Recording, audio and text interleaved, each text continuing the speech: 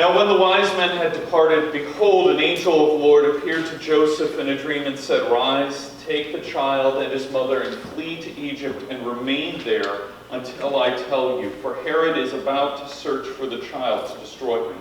And he rose and he took the child and his mother by night and departed to Egypt and remained there until the death of Herod. This was to fulfill what the Lord had spoken by the prophet, Out of Egypt I call my son. And then Herod, when he saw that he had been tricked by the wise men, became furious, and he sent and he killed all the male children in Bethlehem, and in all that region who were 2 years old or under, according to the time that he had ascertained from the wise men. Then was fulfilled what was spoken by the prophet Jeremiah. A voice was heard in Ramah, weeping and loud lamentation, Rachel weeping for her children. She refused to be comforted because they are no more. But when Herod died, behold, an angel of the Lord appeared in a dream to Joseph in Egypt, saying, Rise, take the child and his mother, and go to the land of Israel. For those who sought the child's life are dead. And he rose and he took the child and his mother and went to the land of Israel. But when he heard that Archelaus was reigning over Judea in place of his father Herod, he was afraid to go there. And being warned in a dream, he withdrew to the district of Galilee. And he went and he lived in a city called Nazareth. That what was spoken by the prophets might be fulfilled. He shall be called Nazareth, the word of the Lord.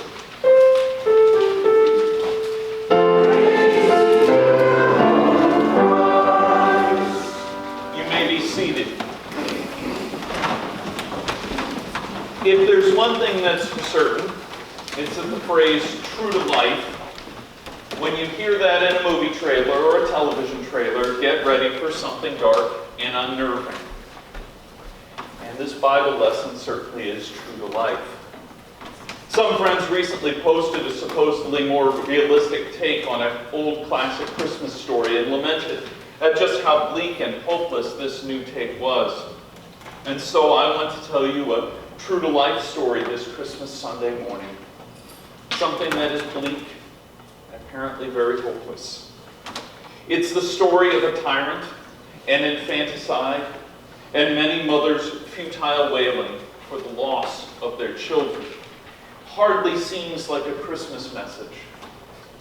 Our Christmas is somewhat cheapened, though, if we forget the necessity of God sending his only Son, just as Easter's empty tomb would be cheapened without the cross of Good Friday. And so, in perfect Christmas carol fashion, let us take a trip past, present, and future to see this story. Now, some people doubt that this story actually took place, since the gospel records are the only ones that seem to record the incident, and since surely the death of so many male babies under the age of 2 would have caused a great sensation. But of course, skeptics are as prone to unacknowledged bias as the next person. And what we are forced to acknowledge is that Matthew has included this story when the world simply overlooks it. But why is that? The fact is that Bethlehem was not very large, and the total number of deaths for all the children, we get this image that Bethlehem is this thriving metropolis, or at least a rather large town, and so many deaths of infants would be something that would pop up on the radar, but of course that's our own bias today. Reading into things, Bethlehem was not a large town, probably smaller than Walberg. And so the death of so many young people in there, all the youth under the age of 2, would probably be only about half a dozen to a dozen. Furthermore, Herod's power lust was equal only to his paranoia, with too often murderous results. This is a man who, after killing his sons because he believed they would usurp his throne, caused the emperor of Rome, Caesar Augustus, to declare, "Better to be Herod's swine than his sons." So it's not out of the realm of possibility that this Herod would kill off all these people, and that someone with such a murderous history, no one would bother recording the death of so many children. Why should they? It's only a little matter, and they're only peasants anyway. What does it matter? What we know of Herod, though, is this is definitely within his possibility to do. And we also know from the Gospels that they will record incidents that happen to the lowliest people, not just the people who live in palaces. So why should Matthew, though, include a story where God seems to rescue the Holy Family, and yet leave all of these innocents die under the pressure and power of a ruthless king? Wouldn't it be more convenient, like the other religions and ancient biographers, to merely gloss over an inconvenient fact? Simply remove the parts of the story you don't understand or that seem to make your case look a little worse, and only include the things that burnish your record. Why is the Bible so honest about this? These dark nights of the soul with people questioning, where is God? How could God let this happen? Folks, if we were making this up, this incident would not be in the Bible. We don't need yet another proof to see that Jesus is the Messiah. We should have just let it go. But the Bible still comforts us and confronts us in the hard times. That's the truth of the Bible. And if we remove the hard bits of the Bible, then we must overlook the hard parts of our life. And that is something the Bible will not let us do. It has promised to walk with you, not just in your successes, but in the dark times, in the questioning times too.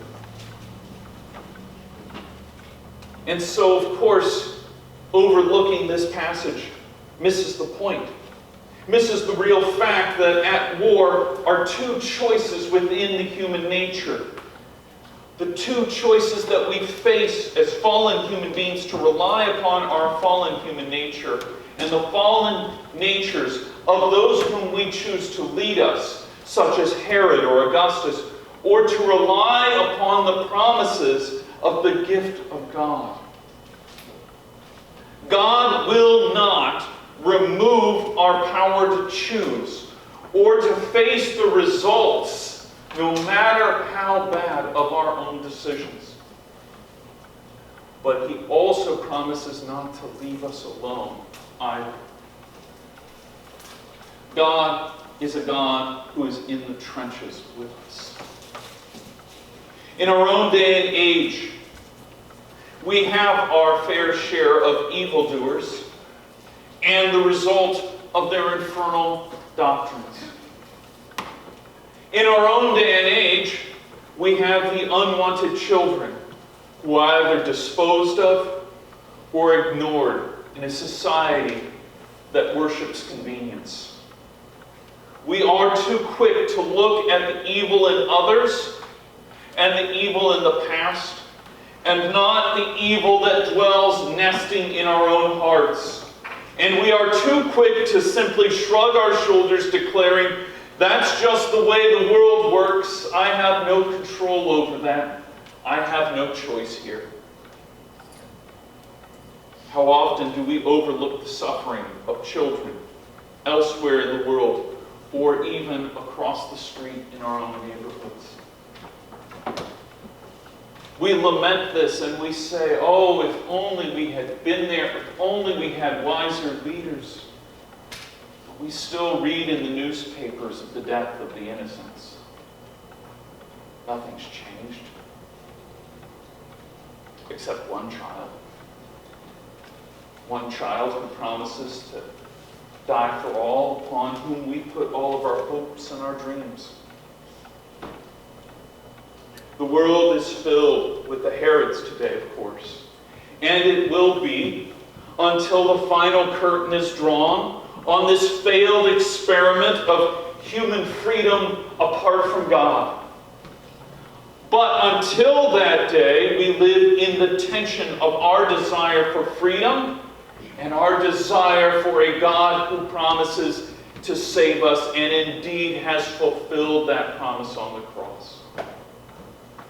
In the end, what it will depend upon is which gift from God you choose to put all of your hope and your faith in. Do you choose the gift of God's freedom and a freedom apart from God? Or do you choose the gift of God's own Son? That choice means everything, not just for eternity, not just after we're dead and gone. It means everything right now, here, now, today. You can start on eternity now. I know so many Christians who wait until they are in the sweet by and by to start living as if they are in paradise. Friends, it's over. Christ is in the cross and has come out of the risen tomb. It is over. Paradise has been thrown open to you now, here. Do you live it? Or do you go along with the world's mythologies, the false hopes, the next big thing, the newest leader? The gospel requires the Christian to live into what can only be called tension, as we balance a world mired in the repercussions of our own fallen human choices, made apart from a God who loves us and who had a plan for this cosmos until we wrenched it out of his hands. And in the redemption, between that choice, between the redemption of God's choice for us and for all creation. I'm reminded of an old Christian quote. When the world declares, looking at the newspaper, just look what the world has come to. The Christian can reply with confidence, yes, but just look what has come into the world. Our gospel lesson today shows us a world at its blackest, as petty tyrants execute innocent children simply for being born at the wrong place at the wrong time.